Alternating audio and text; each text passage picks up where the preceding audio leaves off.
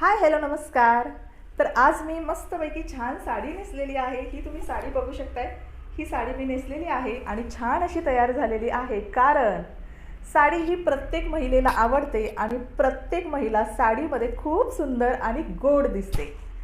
साडी नेसायला आपल्याला लहानपणापासून आवडतं आणि मोठं झाल्यानंतर, लग्न झाल्यानंतर तर ती आपली हौस जी आहे ना ती प्रचंड वाढलेली असते. प्रत्येक कार्यक्रमाला आपण छान साडी घेतो, त्याच्यावर सगळ्या मॅचिंग गोष्टी घेतो आणि आपला लुक छान क्रिएट करण्याचा प्रयत्न करतो. भरपूर सगळ्या आठवणी त्या प्रसंगाच्या आपण आपल्या फोटोच्या, व्हिडिओच्या माध्यमातून आपल्याकडे कलेक्टसुद्धा करतो. तर आपले फोटो छान येण्यासाठी, आपले व्हिडिओ छान येण्यासाठी आपण साडीसुद्धा छान पद्धतीनं कॅरी केली पाहिजे. आता साडी कॅरी करताना साडीचा जो संपूर्ण लुक आहे तो फक्त तुमच्या साडीवर अवलंबून राहत नाही, तर साडीचा आपल्या संपूर्ण लुक जो असतो ना तो डिपेंड असतो तो आपल्या ब्लाऊजवर. तुम्ही कोणत्या पद्धतीचा ब्लाऊज घातलेला आहे, त्या ब्लाऊजचा गळा कसा आहे, त्या ब्लाऊजच्या स्लीव्स कशा आहेत, त्या ब्लाऊजचा कलर कसा आहे, त्या ब्लाऊजवर वर्क कशा पद्धतीनं केलेला आहे, या सगळ्या गोष्टी मॅटर करून तो ब्लाऊज तुमच्या साडीवर खूप छान पद्धतीनं उठून दिसतो आणि साहजिकच तुमचा साडीवरचा जो लुक आहे तो पूर्णपणे छान आणि उठून दिसण्यासाठी मदत होते आणि तुमचे फोटोज, तुमचे व्हिडिओज खूप छान येतात. तुमच्या आठवणी ज्या आहेत त्या खूप छान तुम्हाला वाटतात आणि जेव्हा केव्हा आपण त्या आठवणी बघू, जेव्हा फोटोज बघू, व्हिडिओज बघू, आपल्याला खरोखर खूप छान वाटतं आणि चेहऱ्यावर आपल्या नकळत हास्य उमसतं. अरे वा, ही साडी मला किती छान दिसते, अरे वा, हा कलर मला किती शोभून दिसतोय. तर चला, आजच्या व्हिडिओमध्ये मी गौरी तुम्हा सगळ्यांचं अगदी मनापासून स्वागत करते आणि आजच्या व्हिडिओमध्ये मी तुमच्यासोबत अगदी बेसिक गोष्टी शेअर करणार आहेत, ज्या तुमच्या ब्लाऊज सिलेक्शनसाठी खूप महत्त्वाच्या ठरणार आहेत. तर बरं का मैत्रिणींनो, आपण जर साडी खूप हेवी घेतली किंवा खूप महागडी साडी घेतली, पण त्याच्यावर जर आपण ब्लाऊज व्यवस्थित कॅरी केला नाही किंवा ब्लाऊज व्यवस्थित शिवून घेतला नाही किंवा ब्लाऊज विकत घेताना त्याची रंगसंगती, त्याचा कलर, त्याच्यावरचं वर्क, या गोष्टी साडीच्या बरोबर मॅच होत आहेत की नाही हे जर बघितलं नाही, तर कितीही महागातली जरी साडी तुम्ही घेतली ना तरीही तुमचा लुक खूप छान दिसणार नाही. तर त्यासाठी ना भले तुम्ही हलकी साडी घ्या, पण त्याच्यावर छान पद्धतीनं वर्क केलेला, साडीच्या रंगाशी, साडीच्या बॉर्डरशी मिळता जुळता असलेला, साडीचा गळा व्यवस्थित असलेला, साडीचा भाया व्यवस्थित असलेला, तुम्हाला शोभून दिसणारा असा जर ब्लाऊज तुम्ही सिलेक्ट केला तर साहजिकच अगदी हलकी, कमी किमतीची लोकल मार्केटमधली जरी साडी असेल ना तरी तुमचा लुक निश्चितच छान दिसणार आहे आणि सगळ्यांना तुम्ही खूप सुंदर दिसणार आहात. साडीचा ब्लाऊज सिलेक्ट करताना पहिली गोष्ट लक्षात घ्यायची ती म्हणजे साडी आपण कुठल्या समारंभासाठी नेसणार आहोत. आपल्याकडे बरेच समारंभ असतात, त्याच्यामध्ये आपण साडी नेसतो. काही जणींना तर साडी इतकी आवडते की रेग्युलर घरामध्ये सुद्धा त्या साड्या नेसतात. खूप चांगली गोष्ट आहे त्यांच्या बाबतीत ही. काहींना इतकी आवड असते की त्या ऑफिसमध्ये सुद्धा रेग्युलर साडी नेसतात. तर अशा पद्धतीनं आपल्याकडे पार्टी आहे, कोणाचं लग्न आहे, पूजा आहे, घरातलाच एखादा छोटा मोठा कार्यक्रम आहे किंवा मला रेग्युलर ऑफिससाठी साडी नेसायची आहे, तर अशा कुठल्या कार्यक्रमासाठी आपण ही साडी रेडी करणार आहोत तर हे पहिलं आपल्याला कन्सिडर करून घ्यायला लागेल. त्यानुसार आपण ब्लाऊज निवडणार आहोत. आता जर तुम्हाला लग्नासाठी साडी निवडायची आहे तर साहजिकच खूप छान पद्धतीनं ग्लॉसी, शिमरी, डार्क कलर असलेली, भरपूर नक्षीकाम असलेली, भरलेली साडी आपण लग्नासाठी निवडतो. आता या साडीवर साहजिकच ब्लाऊजसुद्धा तितकाच छानपैकी उठून दिसणारा, ग्लॉसी, शिमरी, भरपूर वर्क केलेला, व्यवस्थित गळा असलेला, भाया व्यवस्थित असलेला, आपल्याला शोभून दिसणारा असाच ब्लाऊज आपण सिलेक्ट करणार, बरोबर ना? आणि जर ती साडी तुम्हाला फक्त रेग्युलर ऑफिसला जाण्यासाठी, घरातलं एखादं छोटं मोठं फंक्शन अटेंड करण्यासाठी जर घ्यायची असेल तर त्या साडीवर तुम्ही साडीसुद्धा साहजिकच त्या मानानं खूप कमी वर्क असलेली, त्याच्यानंतर लग्नाच्या कंपॅरिझनमध्ये कलर वगैरे व्यवस्थित साधे सिंपल असलेली अशी साधी सिंपल सोबर साडी आपण निवडणार आहोत. तर त्यासाठी ब्लाऊजसुद्धा आपल्याला छान कम्फर्टेबल कॉटनचा किंवा लिननचा किंवा जॉर्जेटचा अगदी आरामदायी आणि अगदी व्यवस्थित कम्फर्टेबल ब्रीदेबल असाच ब्लाऊज आपण सिलेक्ट करणार आहोत.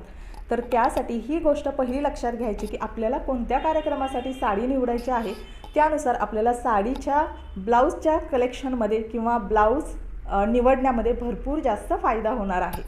तर मैत्रिणींनो, आता वळूया आपल्या महत्त्वाच्या टिप नंबर दुसऱ्या.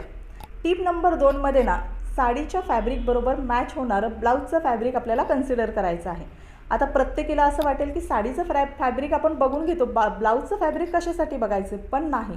साडीच्या फॅब्रिकबरोबर, साडीच्या रंगसंगतीबरोबर मॅच होणारं आपल्याला ब्लाऊजचं फॅब्रिकसुद्धा कन्सिडर करायचं आहे. फॉर एक्झाम्पल, जर मी नेसलेली साडी थोडीशी शिमरी, ग्लॉसी अशा कलरमध्ये आहे, तर ब्लाऊजसुद्धा मला सिलेक्ट करताना थोडंसं ग्लॉसी, शिमरी, त्याच्यावर थोडंसं काम केलेलं किंवा थोडीशी डिझाईन असलेली, तर अशा पद्धतीचं ब्लाऊजच मला कन्सिडर करावं लागेल. जर या साडीवर मी ग्रीन कलरचाच ब्लाऊज घालते आहे, कारण मला माहिती आहे ग्रीन कलर सपोज कुठल्याही साडीवर मी मिसमॅच करू शकते, पण जर त्याच्यावर मी कोणतंही काम केलेलं नाही आहे, कोणतीही त्याला डिझाईन वगैरे केलेली नाही आहे, अशा पद्धतीचं ब्लाऊज घातला तर साडी आणि याचं फॅब्रिक हे कुठेही मॅच होणार नाही आहे आणि त्याच्यामुळे साडीचा आणि ब्लाऊजचा लुक इन्हान्स होण्याच्या ऐवजी तो लुक ना आपला थोडासा कमी होईल. आता याच्यावर जर मी प्लेन ग्रीन कलरचा ब्लाऊज घातला तर कसं बरं दिसेल? तर त्यासाठी ना आपल्या साडीचं फॅब्रिक कसं आहे त्याच पद्धतीनं आपल्या ब्लाऊजचं फॅब्रिकसुद्धा आपल्याला निवडायचं आहे.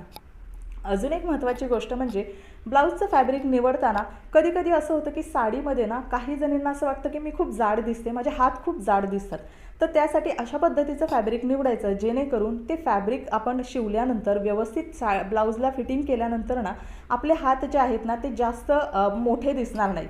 तर त्यासाठी ना अशा पद्धतीचं फॅब्रिक आपण निवडायचं जेणेकरून आपण त्या ब्लाऊजमध्ये आपले हात वगैरे असतील तर ते व्यवस्थित बारीक दिसतील. त्या ब्लाऊजची फिटिंगसुद्धा आपण त्या पद्धतीनं करू की जेणेकरून आपण खूप जाड दिसणार नाही.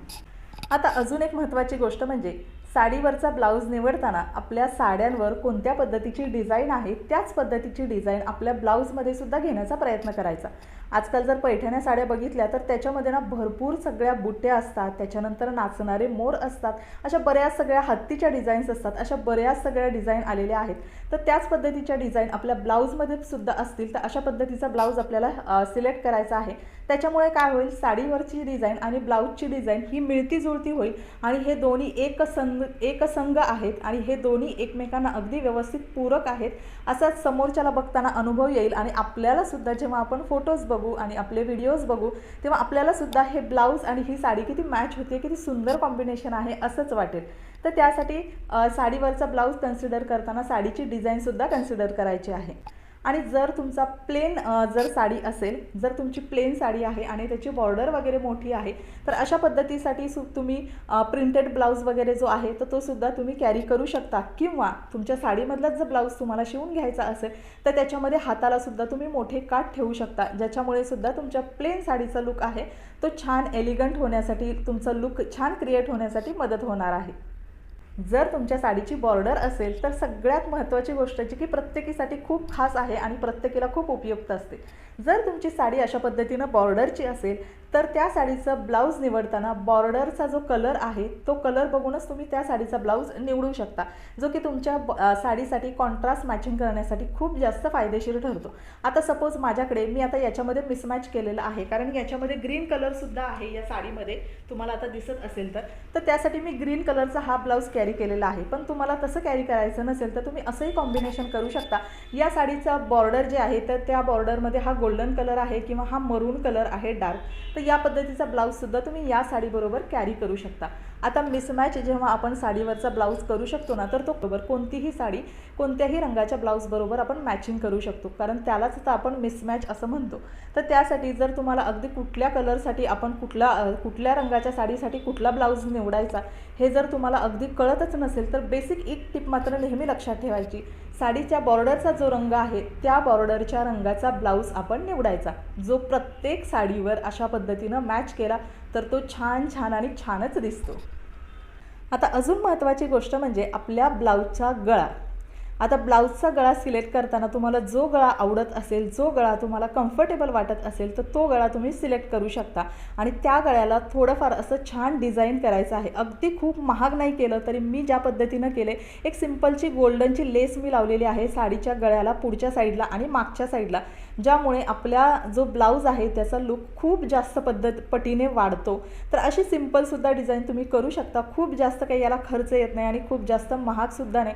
जर तुम्हाला त्याच्यापेक्षा जास्त करायचं असेल तर तुम्ही इथे अशा पद्धतीनं हेवी वर्क, एम्ब्रॉयडरी वर्क वगैरे सुद्धा ब्लाऊजवर करून घेऊ शकता. ते सुद्धा तुमच्या ब्लाऊजचा जो लुक आहे तो खूप जास्त क्रिएट करण्यासाठी खूप मदत होणार आहे. त्यानंतर ब्लाऊजच्या गळ्याबरोबरच ब्लाऊजची बाही जी आहे ती सुद्धा खूप जास्त महत्त्वाची आहे। जर तुम्ही छान पद्धतीनं कॉटनच्या वगैरे साड्या नेसत असाल, लग्न समारंभामध्ये नेसत असाल तर छान पद्धतीनं कोपरापर्यंत असे तुम्ही लॉंग स्लीव्ज साडी ब्लाऊजच्या शिवून घेतल्या तर तो सुद्धा लुक तुमचा खूप छान दिसून येतो। त्याचबरोबर जर काठापदरांच्या साड्या असतील तर जर तुमच्या साडीची बॉर्डर मोठी असेल, काठ मोठे असतील तर ते मोठे काठ तुम्ही अशा पद्धतीने इथे हाताला सुद्धा अटॅच करू शकता, त्यामुळे सुद्धा तुमच्या साडीचा लुक छान क्रिएट होण्यासाठी मदत होणार आहे। जर तुम्हाला पार्टीसाठी वगैरे जर ब्लाऊज शिवायचा असेल तर स्लीवलेस ब्लाऊज असेल तो तुम्ही शिवू शकता, त्याच्यानंतर 3/4 स्लीव्जवाला शिवू शकता, शॉर्ट स्लीव्जवाला शिवू शकता। तर अशा पद्धतीनं तुमचा कोणत्या पद्धतीचा ऑकेजन आहे त्यानुसार तुम्ही ब्लाऊज शिवू शकता। तर ब्लाऊजचा गळा आणि ब्लाऊजची बाही याचा सुद्धा आपल्या ब्लाऊजचा लुक छान क्रिएट होण्यासाठी, ओव्हरऑल आपल्या साडीचा लुक, आपला लुक छान क्रिएट होण्यासाठी भरपूर जास्त फायदा होतो।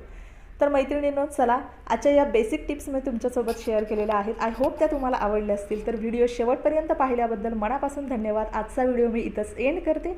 पुन्हा एकदा भेटूया अशाच एक नवीन इन्फॉर्मेटिव्ह आणि युजफुल व्हिडिओमध्ये। Thank you so much. Bye bye.